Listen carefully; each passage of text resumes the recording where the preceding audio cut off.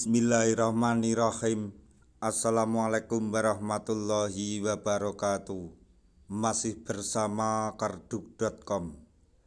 Pada video kali ini kami akan menyampaikan kabar bahagia yang datang dari BKN terkait dengan pengangkatan tenaga honorer menjadi ASN P3K tahun 2024,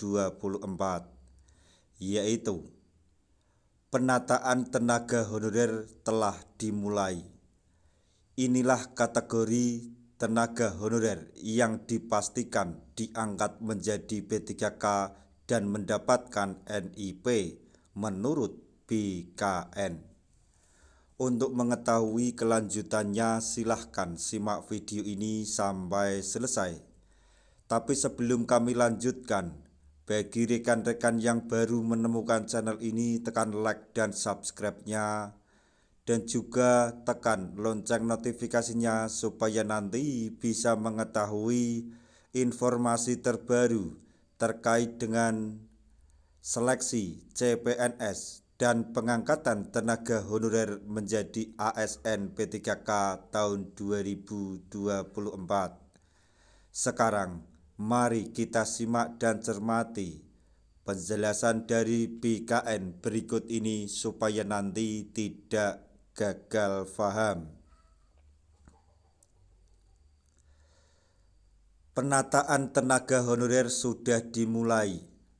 Saat ini seluruh honorer terdata di database BKN sedang melakukan pendaftaran seleksi administrasi.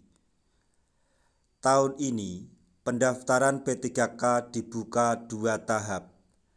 Tahap pertama diperuntukkan pada tenaga honorer THK 2 dan yang masuk database BKN. Tahap kedua, tenaga honorer yang belum masuk database BKN namun aktif bekerja di instansi pemerintah. Tenaga honorer yang terdata di database BKN dan THK 2 merupakan prioritas pengangkatan P3K.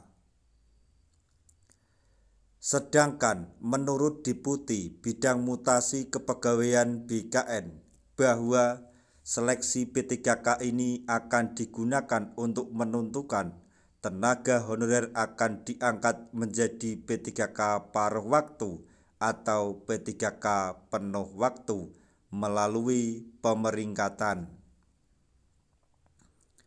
Nantinya tenaga honorer akan diangkat menjadi P3K penuh waktu dan paruh waktu, di mana P3K penuh waktu ditujukan untuk tenaga honorer yang telah lolos seleksi, termasuk dalam peringkat tertinggi, dan formasi yang dilamar sesuai dengan kualifikasi pendidikan. Sedangkan P3K paruh waktu ditujukan untuk tenaga honorer yang belum masuk peringkat tertinggi dan belum mendapatkan formasi sesuai dengan kualifikasi pendidikan.